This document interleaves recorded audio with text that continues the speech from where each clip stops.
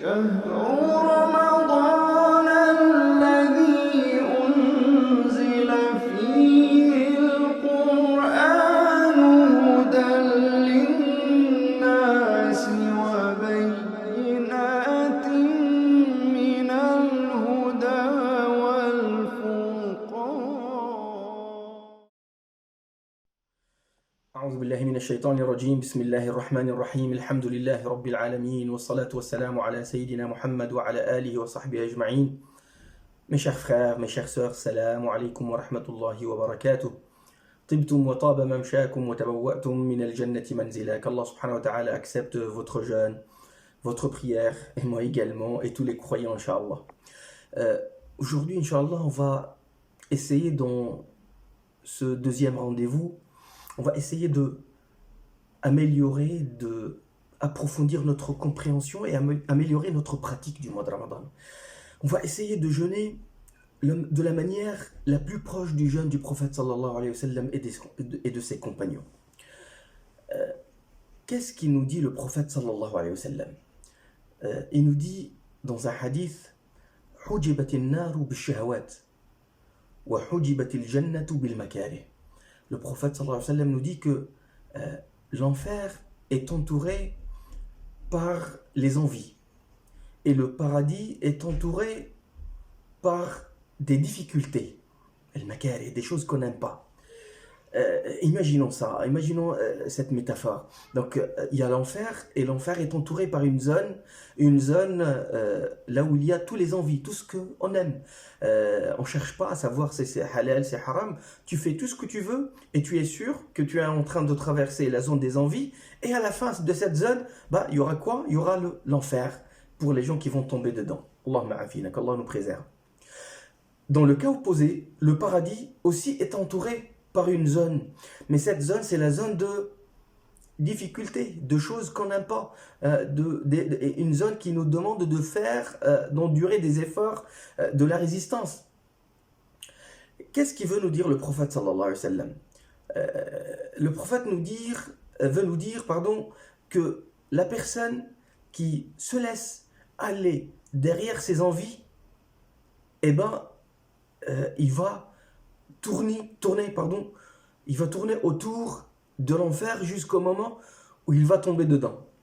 Par contre, la personne qui va vouloir ou qui veut atteindre le paradis, il n'a pas le choix. Il y a un passage obligé qui est la zone de l'effort, la zone du fait d'endurer des difficultés.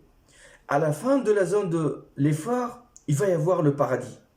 Donc, le levier qui va dire qu'on va tomber en enfer ou réussir à rentrer au paradis, c'est notre degré à résister aux difficultés et à résister du coup à nos envies. Plus tu résistes, plus tu te rapproches du paradis et tu traverses la zone des difficultés et tu vas atteindre cet objectif qui est le paradis. Plus tu te laisses, plus tu t'éloignes de la zone de l'effort et tu rentres dans la zone, aujourd'hui on l'appelle la zone de confort, la zone des plaisirs, de fais ce que tu veux. Et malheureusement cette zone finira en enfer. Donc la patience, l'effort, la résistance à l'effort, c'est ce qui va déterminer les gens du paradis des gens de l'enfer. Et du coup, le prophète sallallahu alayhi wa sallam, il nous dit que le mois de Ramadan, c'est le mois de la patience, le mois de l'entraînement à la patience. Et la patience, la fin de la patience, c'est le paradis. Yaqul Nabi sallallahu alayhi wa sallam, wa huwa shahru sabr. Le mois de Ramadan, c'est le mois de la patience, et la récompense de la patience, c'est le paradis. Pour atteindre le paradis, donc, tu as besoin de patience. Pour t'éloigner de l'enfer, tu as besoin de patience, d'où l'importance de cette adoration qui est le jeûne du mois de Ramadan. Le mois de Ramadan nous entraîne à résister à notre ego. Les plaisirs, elles titillent notre ego, elles veulent attirer notre ego.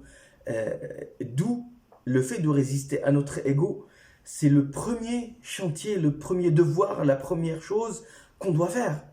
Parce que c'est le danger le plus importants. يقول النبي صلى الله عليه وسلم أعدى عدوك, l'ennemi le plus grave, le plus important, le plus dur, c'est ton ego.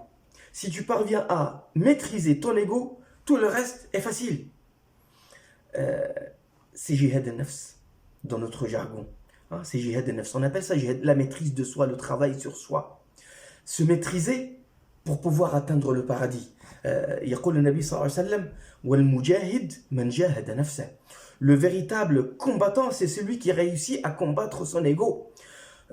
في طاعة الله, bien sûr, hein, il se maîtrise soi-même pour atteindre le paradis, pour atteindre le firdaus al-a'la. يقول النبي الله سبحانه وتعالى وأما من خاف مقام ربه ونهى النفس عن الهوى فإن الجنة هي المأوى. La personne qui réussit à se maîtriser, à maîtriser son ego, c'est lui qui va avoir comme fin le paradis. Et quelle fin, quelle meilleure fin. Donc, pour réussir à atteindre le paradis, on a besoin de patience. Mais pas seulement ça, même dans la vie d'ici-bas. Cherchez après les gens qui ont réussi dans leur étude, dans leur travail, dans leur vie de famille, dans l'éducation de leurs enfants. Ils ont été patients. Même ceux qui en apparence font de belles choses, de bonnes choses, de choses qui nous font plaisir, même on va dire les footballeurs, même les artistes, ils n'ont réussi que en passant par l'effort.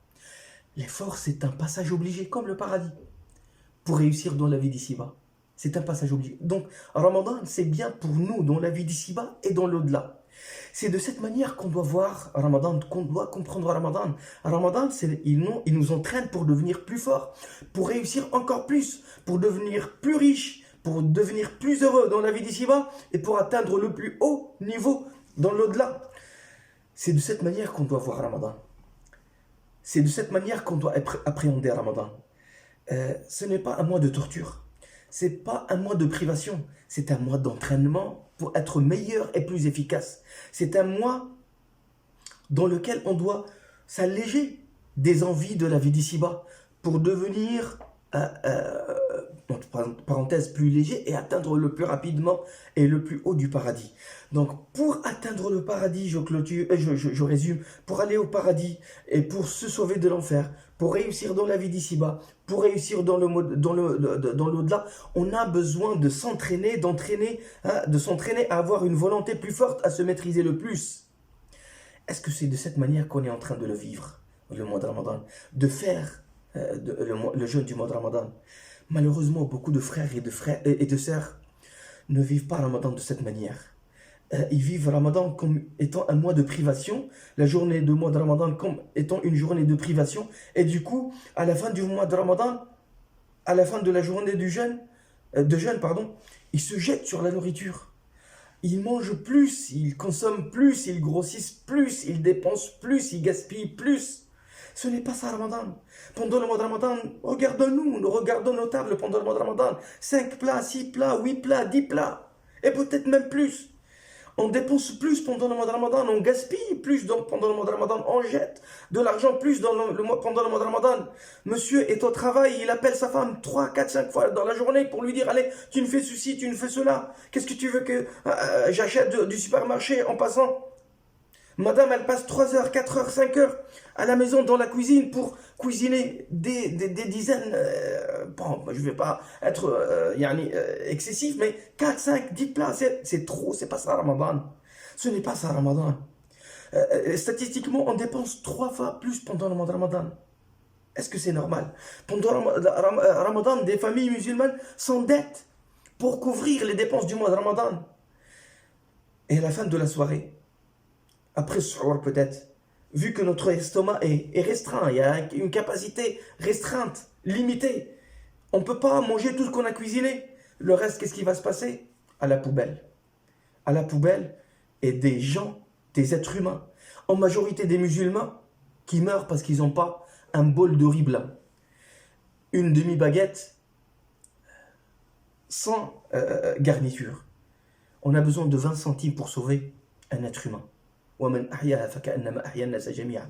Et nous, on est en train de gaspiller et de jeter la nourriture dans les poubelles. Est-ce que c'est ça Ramadan? C'est pas ça Ramadan. Ramadan s'est transformé pour beaucoup d'entre nous d'un mois de résistance contre notre ego, à notre ego, à un mois on perd la partie face à notre ego. هزيمة أمام النفس أمام الشهوات. On est battu par nos plaisirs. Au lieu que ça soit un mois de la construction, la fortification de notre volonté s'affaiblit à chaque jour du mois de Ramadan. Je crains que le mois de Ramadan se transforme en un mois de péché, au lieu qu'il soit un mois de hasanat. Allah subhanahu wa ta'ala il dit وَلَا تُبَذِّرْ تَبْذِيرًا. Ne gaspille pas. إِنَّ الْمُبَذِّرِينَ كَانُوا إِخْوَانَ الشَّيَاطِينَ. Les gaspilleurs sont les synonymes, sont les frères, sont les amis des diables. Et les diables, وَكَانَ الشَّيْطَانُ لِرَبِّهِ كَفُورًا. Le shaitan est ingrat. Jeter la nourriture dans les poubelles, c'est de l'ingratitude. Jeûner Ramadan de cette manière, c'est de l'ingratitude. On n'a pas compris le sens de Ramadan. Donc, je ne veux pas ça pour moi. Et je ne le veux pas pour vous non plus. Sauvons-nous. Sauvons notre mois de jeûne. Faisons de ce mois de jeûne un mois de résistance et un mois de hasanat et un mois de maîtrise de soi. Parlez, partagez cette vidéo. Parlez à votre famille, à vos enfants, à vos proches.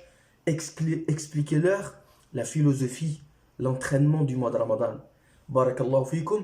Qu'Allah fasse que nous soyons parmi les pieux, parmi ceux qui réussissent le jeûne du mois de Ramadan et cette épreuve qui est se maîtriser soi-même. Barakallahu fikum. Taqabbalallahu minna wa minkum. Wa salli Allahumma wa sallim wa barik ala Sayyidina Muhammad. Wassalamu alaykum wa rahmatullah.